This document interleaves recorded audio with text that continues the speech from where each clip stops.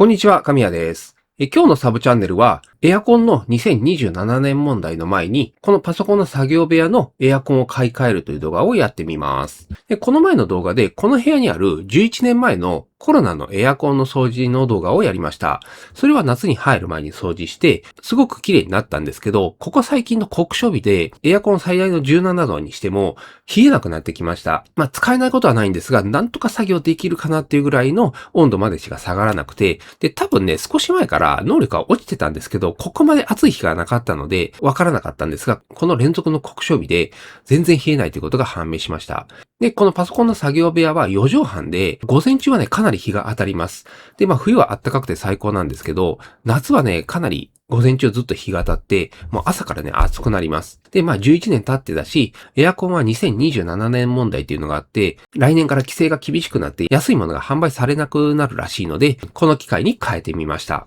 で、選び方としては、エアコンっていうのは6畳、10畳、14畳以外は中身がほとんど同じで、8畳の場合は6畳のリミッターをちょこっとだけ解除するとか、12畳の場合は10畳用のリミッターをちょこっとだけ解除するとか、そんな程度なので、6、8、14を買う方が、一番安くお値打ちに買えます。ここは4畳半なので、6畳にします。で、あとはね、掃除機能なしのものにします。掃除機能がついてると、手で掃除するときにいろいろ狭くなったりだとか、外すのが大変になってきます。で、価格も高くなって、で、勝手に掃除してね、ガチャガチャうるさかったり、うちは今のところにパナソニックの大きいやつつけたんですけど、もうそれがね、毎日ガチャガチャうるさいんですよね。で、暑いのに乾燥でね、急にあったかい風出したりだとか、勝手にやりやがるんで、こういった余分な機能もない方がいいと思います。で、結局掃除機能ついてても内部掃除するのはできませんので、自分で掃除するんで、なるべく掃除機能ないものにします。で、あとは内部の白っこファンの掃除がやりやすいような、なるべくルーバーとかが簡単に取れて、掃除のしやすいものにします。で、今回選んだのは三菱の霧ヶ峰で、これは子供部屋には2020年モデルの10畳の GV シリーズっていうのをつけたんですが、これも掃除したらね、割とね、掃除しやすかったんで、霧ヶ峰が評判もいいので、こちらにしました。ただ今回買ったのはこの GV シリーズじゃなくて、6畳用の MSZ-GE2225 っていうやつで、この GE シリーズにしました。で、この型番の22っていうのが10畳のことで、25っていうのが25年モデルになります。今年のモデル買うとちょっと高いので、去年のモデルを購入しました。で、本体のみで69,000円ぐらいで売ってるんですが、標準取り付け工事込みの86,800円のものを買いました。これでね、5000ポイント以上つきましたんで、8万円ちょっとで購入しました。で、それがこちらになるんですが、これだとポイントが6600ポイントつきますんで、今だと8万円で購入できますね。ただこれがね、今売り切れてるんですけど、検索してみると他のサイトではまだ69,000円ぐらいで販売されてます。で、こちらが室内機と室外機の設置と、配管が4メーターまでと、真空引きのコーチがついてますので、新たにつけて穴開けるっていうと別途料金かかりますけど、今まであるやつを変えるんであれば、追加工事費なしでつけることができます。で、これがね、下のグレードのこの同じ GV シリーズだともっと安かったんですが、この GV シリーズだと、ルーバーを外すのが、簡単ですけど、ちょっと引っかかってたり、無理にやると割れる可能性もあったりします。ですけど、この GE シリーズだと、このルーバーが簡単に外せます。これまたちょっと後で見ますけど、すぐ取れますので、頻繁にモップ入れて掃除とか簡単にできます。で、これがね、GV シリーズだと本体が最安で63,000円で、6,000円ぐらい安くなるんですが、それでもね、掃除しやすい方を今回は取ってみました。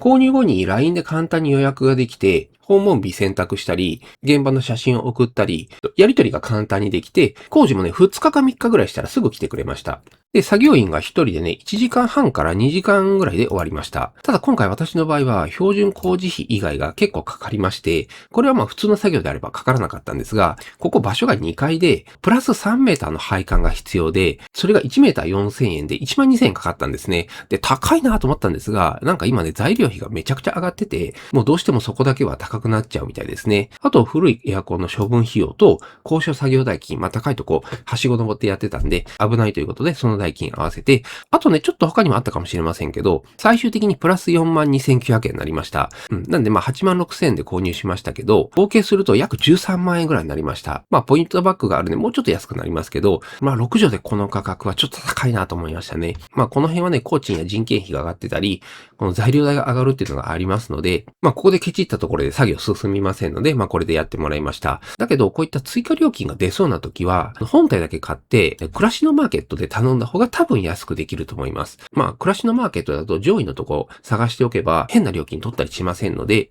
ちょっとでも安くしたい場合は暮らしのマーケットを使った方がいいと思います。ただ今回私の場合は、早くここで快適に仕事をしたかったので、そのまま楽天のサイトから工事をしてもらいました。はい。じゃあこれで結果になりますが、結果としてはね、めちゃくちゃ冷えますね。この部屋がかなり暑い状態でも、この設定温度26度で10分ぐらい置いておけば、もうこの部屋であれば、すぐ涼しくなります。予報最高気温が35度以上の時でも、直射日光当たってても、冷えちゃえば28度の設定で、普通に作業ができます。で、あとね、ルーバーが簡単に外せて、掃除もね、本当に楽になります。今から実際にルーバーを外して、どんな感じか見てみます。はい。それじゃあこれが今回取り付けた霧ヶ峰になります。ではこれで掃除の時は、このルーバーを広げて、ここに、カチャンってフックがあります。これで外れます。これで簡単に外れます。これで中のルーバーも、これを下に下ろして、手前引っ張るだけで、これで出てきます。なんで、めちゃくちゃ簡単ですね。ちょっとこの隅っこは掃除しにくいかもしれませんが、もう普通に手も入りますんで、専用のモップとかで簡単に洗うことができます。で、あとこのカバーも上げるだけで、フィルターも簡単に取り出せます。なんで日頃の掃除はすごく楽ですね。